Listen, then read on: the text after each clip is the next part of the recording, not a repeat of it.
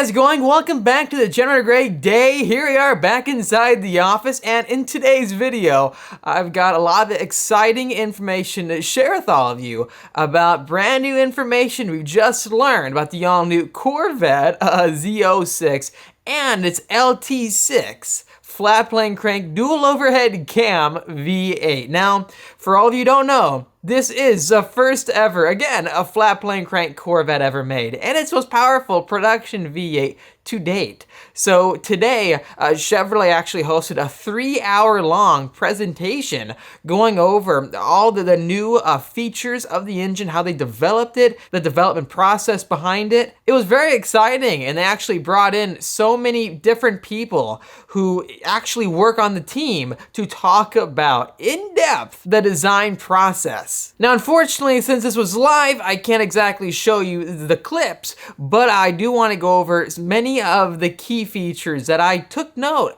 from the presentation. Now, right behind me, you'll see the official slideshow from Chevrolet. So let's check this out. So here we are. This is the official slideshow Chevrolet was showing us today. Pretty crazy because there's 90-something pages, and they have honestly taken their time to talk about basically everything you can imagine when it comes to how they engineered and put together this engine with all the pieces of hardware that's getting the job done. Now, the main priorities, as you can see here, is naturally aspirated power for consistent track performance. Now, this is one of the major headlines and pieces of information they kept reiterating to make sure that we understand. Z06 is going to stand for the ultimate track-focused Corvette that they're going to make.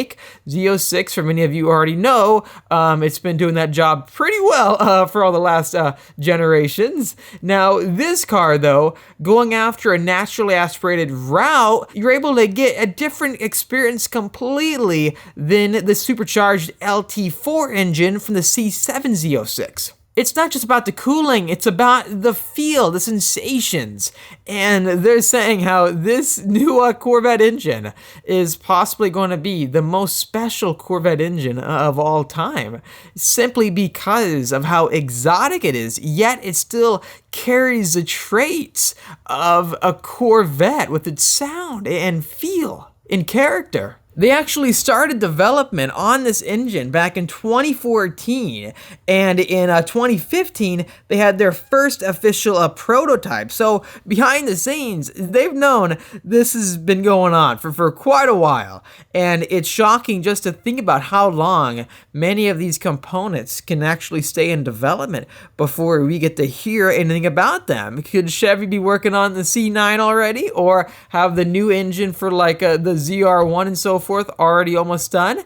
It's crazy because we won't know until, well, time tells us all, doesn't it? Now, in this section of the slideshow, they're basically trying to make you understand what this new engine means for the Corvette team. Essentially, this is a small block. It's got small block DNA, and yes, it revs to 8,600 RPM, which is intense, but the lubrication system has been taking massive strides forward to ensure that if you do plan on tracking this vehicle, you won't find any overheating issues. That is the cooling system with this new engine mounted on it. The configuration is to maximize the engine performance and also the oil lubrication system to ensure lap after lap performance. You can take corners at 1.25 Gs and even accelerate and decelerate if you can that hard, and the oil system is performing flawlessly. This is the official LT6 SAE torque and power curve.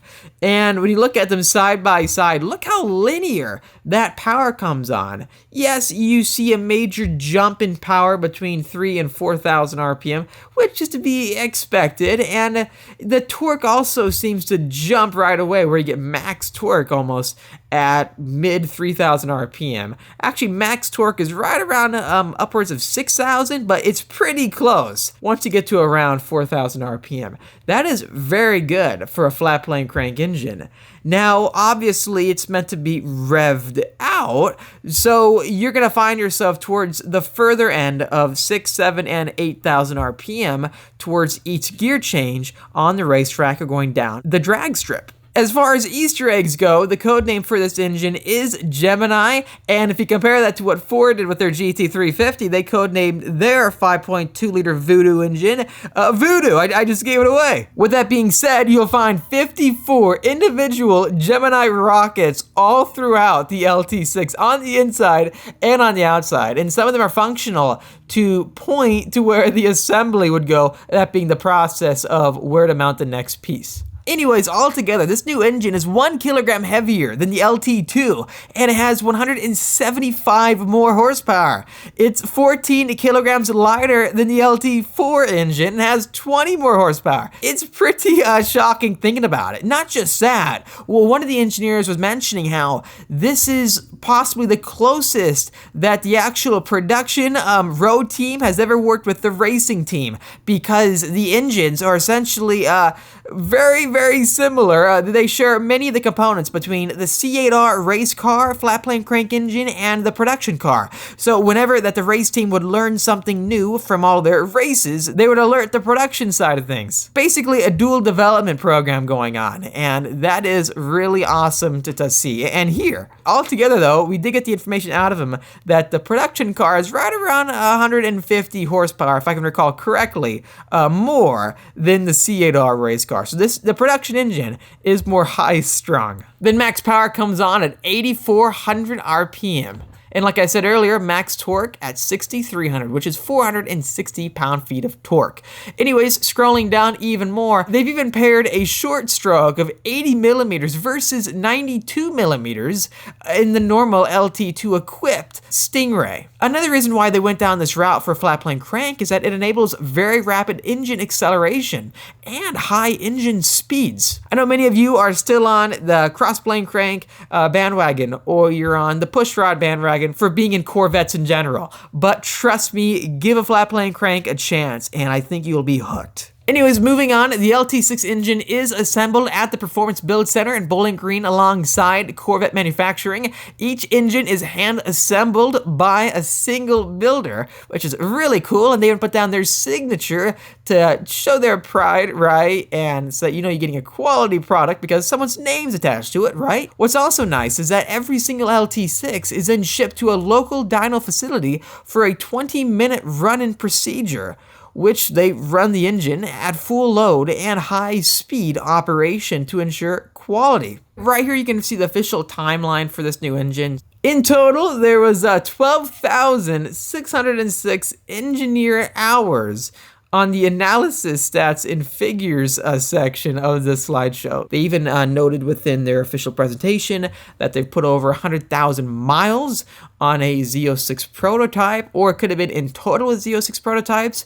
I'm not sure exactly on that one, but that's a lot of miles. They then go deep into the sand casting of the engine and how they refined the finish of it. Then here you can see a cool side-by-side between the LT2 and the LT6.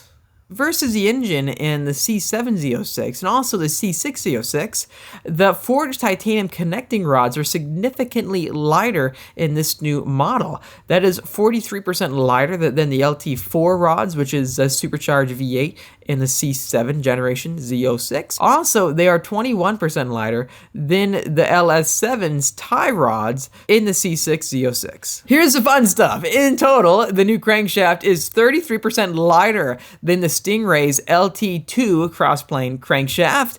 You have, again, a shorter stroke, but the firing order is pretty cool. 1-4-3-8-7-6-5-2.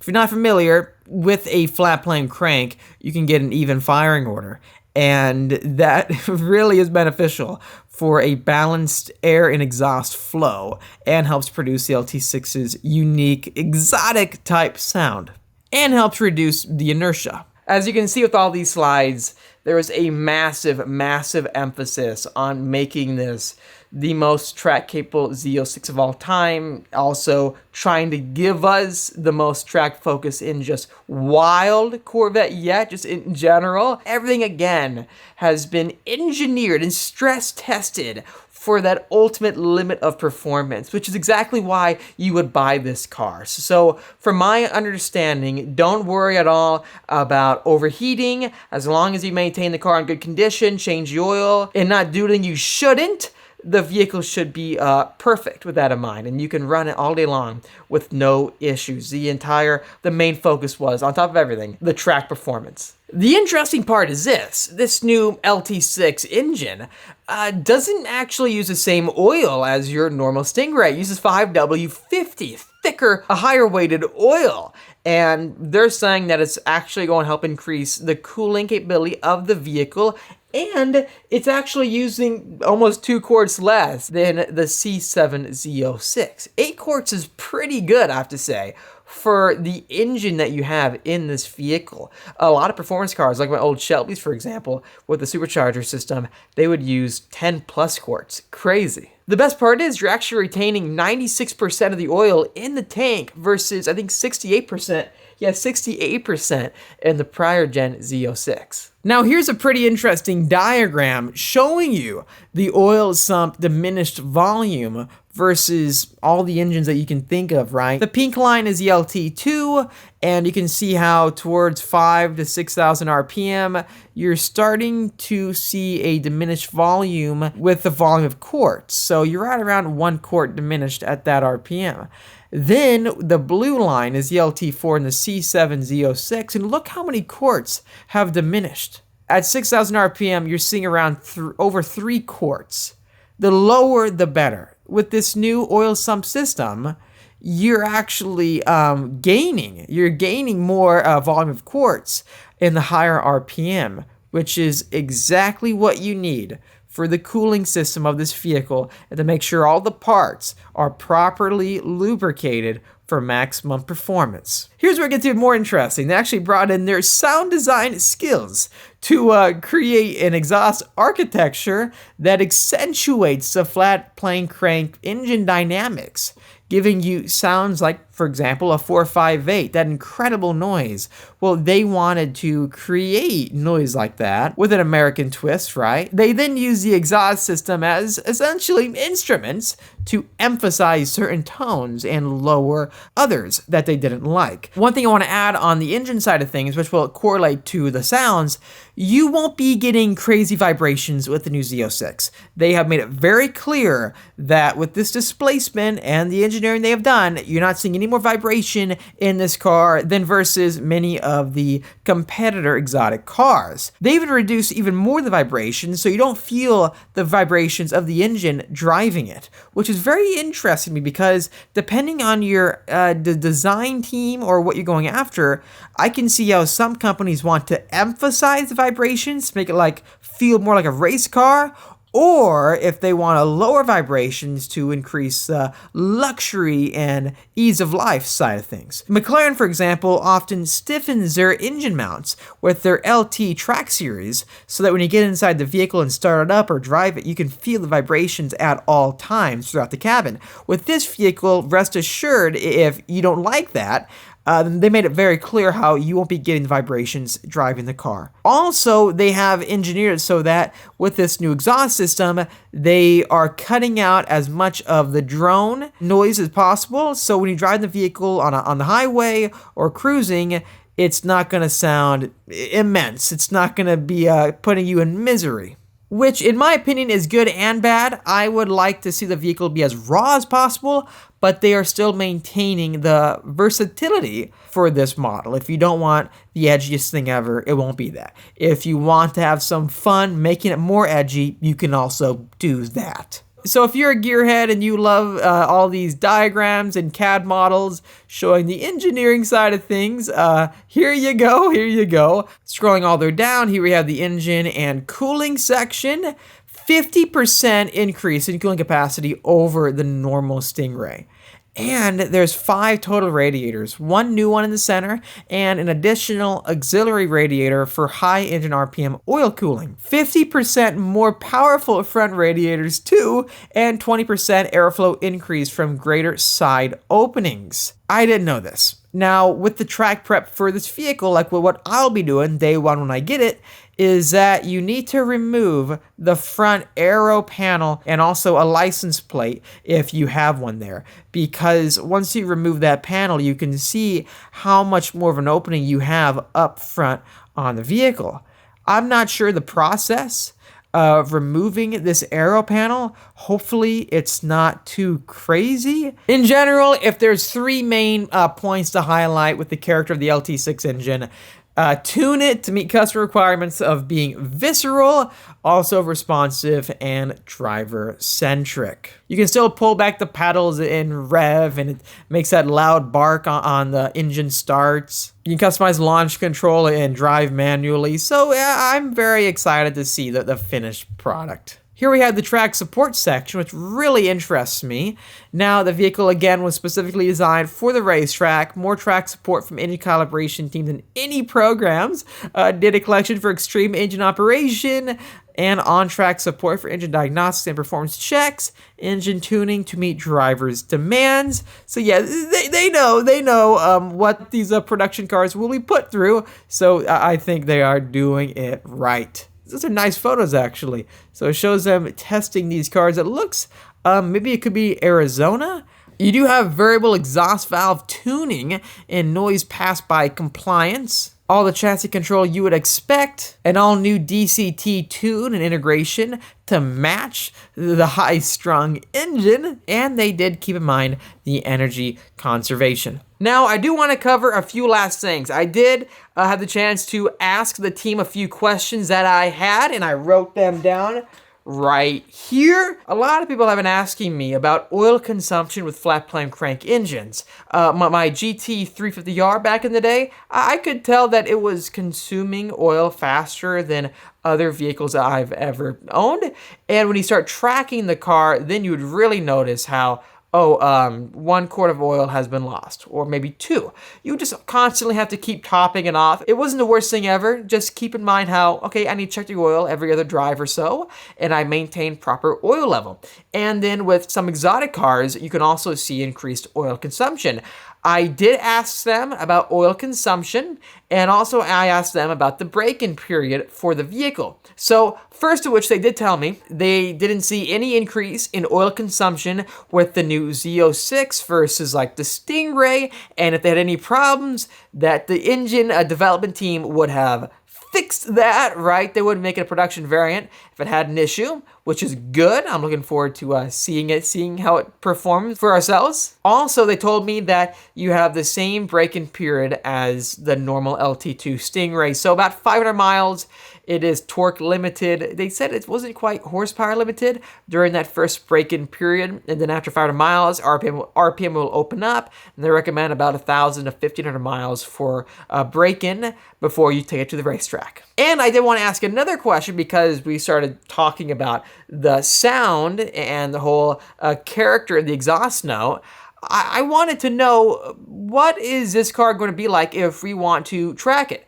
A lot of tracks across the country here in the US and even abroad are setting up decibel limits. You can have an amazing sounding track car and then not be able to actually track it because these racetracks are putting up sound limits, which is a big bummer. For example, Laguna Seca is doing it. Most track days are at a 90 dB limit. I see occasional 105 dB days, but those are a lot of money. Even Furthing Motor Trend in their best driver's car, they couldn't get many laps in with the GT500 track pack because they were kicked off the track. Even on a day that they had the track to themselves, they couldn't truly run the car because it was too loud. It's really sad because you can develop a car that is so track focused, the best track version of whatever said car like the Corvette, and then you won't be able to enjoy it. And Taj responded to our question. He said that you would probably get the flag. you would probably get the flag at Laguna Seca. I guess I'll be testing that out. But he did mention to try to leave the car in a lower setting to make it more quiet. But then that is a bummer at the same time, Because, yeah, not just Laguna Seca has that issue. If he's saying that you will get the flag at Laguna for probably a 105 dB day, then I'm not sure if you could truly run it at 10 tenths or 9 or 8 tenths.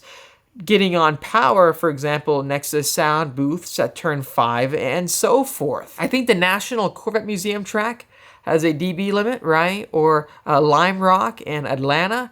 Please let me know if I'm wrong. I did a quick Google search, and that's what it said, but I could be wrong, so don't quote me on that. I'm only saying it because I know many of you go to these tracks, so you would know more than me. They obviously made this car loud to make it more fun, but if it is too loud for a lot of tracks, then what do you think a remedy would be? Do it like Porsche owners do, where they try to aim the exhaust pipes to the left or the right with some crazy mount on the end? I don't know. If you have any more questions that you want to find out, please let me know in the comment section down below. Anyways, hope you enjoy this brief coverage of the latest news from Chevrolet. Wish I could show you the actual presentation. Unfortunately, I'm not able to do that, but I did kind of give you the highlights of what I saw and heard was the most important. And actually, looking at my notepad, here's one last thing to highlight. The cooling system in this new car has an 85% higher cooling capacity than the C7 Z06. That's crazy. And to wrap everything up, Taj made it very clear by saying the Z06 is the most track-oriented Corvette.